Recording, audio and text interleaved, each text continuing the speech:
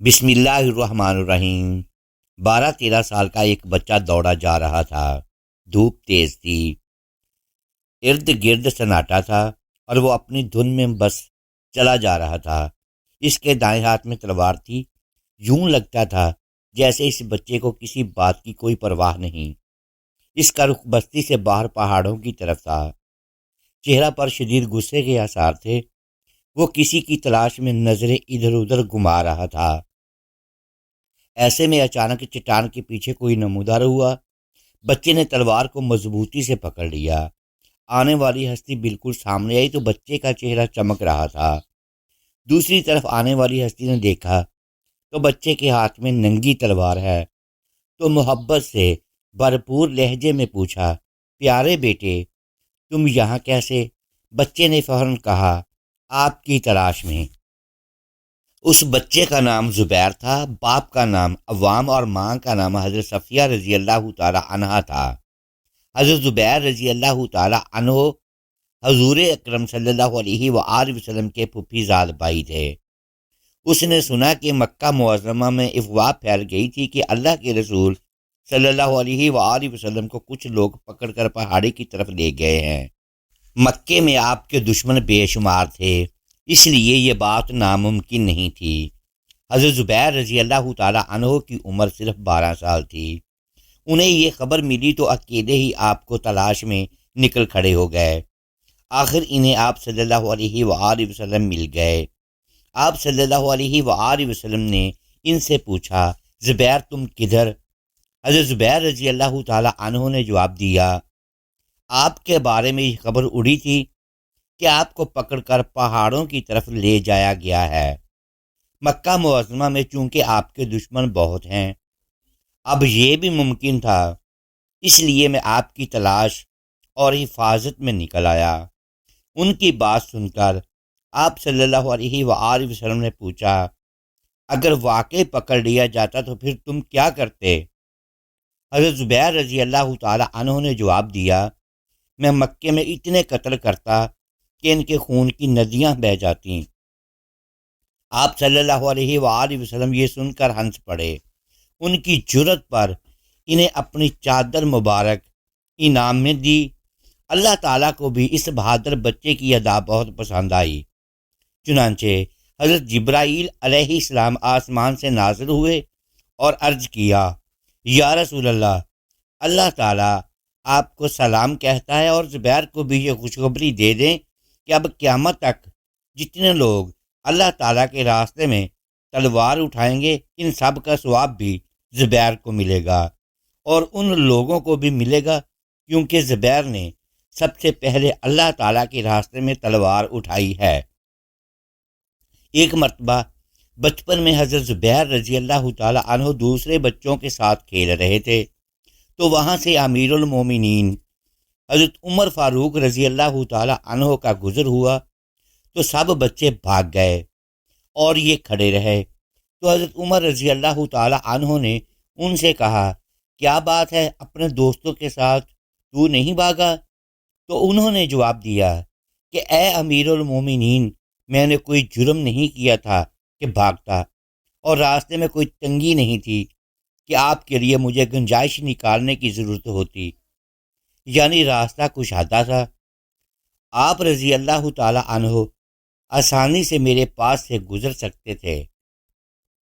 آپ رضی اللہ تعالی عنہ کے اس دلیرانہ جواب سے حضرت عمر رضی اللہ تعالی عنہ بہت خوش ہوئے اور آپ رضی اللہ تعالی عنہ کو دعا دی اور تشریف لے گئے۔ ایک مرتبہ مدینہ منورہ کے کچھ بچے کھجور کے درختوں کی جڑوں کے پاس سے کچی کھجوریں جمع کر رہے تھے۔ ایسی کھجوروں کو خلال کہا جاتا ہے۔ اچانک امیر المومنین حضرت عمر رضی اللہ تعالی عنہ ادھر آ گئے۔ بچوں نے انہیں دیکھا تو ڈر گئے اور بھاگ کھڑے ہوئے۔ ان بچوں میں سنان بن مسلمہ بھی تھے۔ یہ بعد میں بحرین کے گورنر مقرر ہوئے تھے۔ انہوں نے بھی حضرت عمر رضی اللہ تعالی عنہ کو آتے ہوئے دیکھ لیا تھا، لیکن یہ نہ بھاگے، وہیں کھڑے رہے۔ اتنے میں حضرت عمر رضی اللہ تعالی عنہ نزدیک آ گئے۔ آپ سنان بن مسلمہ کی طرف بڑھے تو انہوں نے خیال کیا حضرت عمر انہیں مارنا چاہتے ہیں، لہٰذا یہ بول اٹھے، امیر المومنین یہ اچھی کھجوریں نہیں ہیں، بلکہ یہ تو وہ ہیں جو ہوا سے جھڑ جاتی ہیں۔ حضرت عمر رضی اللہ تعالی عنہ نے فرمایا، اچھا دکھانا مجھے، اگر بات یہی ہے تو دیکھنے میں تو ثابت ہو جائیں گی۔ سنان بن مسلمہ نے اپنی جھولی میں جمع کی ہوئی کھجوریں آپ کو دکھا دیں۔ کھجوریں دیکھ کر آپ مسکرائے اور بولے، تم نے سچ کہا۔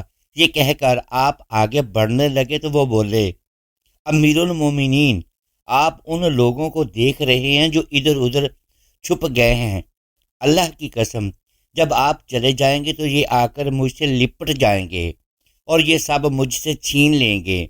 اس پر حضرت عمر رضی اللہ تعالی عنہ نے فرمایا، فکر نہ کرو، آؤ میرے ساتھ، میں تمہیں گھر تک چھوڑ آتا ہوں۔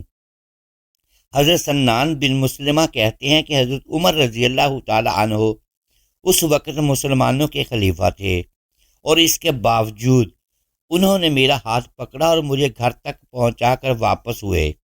جب حضرت عمر بن عبدالعزیز رحمۃ اللہ علیہ خلیفہ بنے تو چاروں طرف سے لوگ انہیں مبارکباد دینے کے لیے آنے لگے۔ ان میں حجاز کا رہنے والا ایک لڑکا بھی تھا، وہ ابھی نو عمر تھا۔ وہ بات کرنے لگا تو آپ نے فرمایا، اے لڑکے، اپنے بڑے کو بات کرنے دے۔ اس پر لڑکے نے کہا، امیر المومنین، جب اللہ تعالیٰ بندے کو بات کرنے والی زبان اور ذکر کرنے والا دل عطا کرے، وہ کلام کرنے کا حقدار ہو جاتا ہے، اور اے امیر المومنین، اگر عمر کا لحاظ ہوتا تو اس وقت امت میں جو آپ سے بڑی عمر والے ہیں خلافت کے حقدار ہوتے۔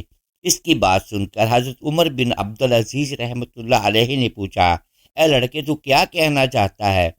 اس پر لڑکا بولا، امیر المومنین، ہم مبارکباد دینے کے لیے آئے ہیں۔ اللہ تعالیٰ نے ہم پر احسان فرمایا کہ آپ جیسا عادل خلیفہ ہم پر مقرر کیا۔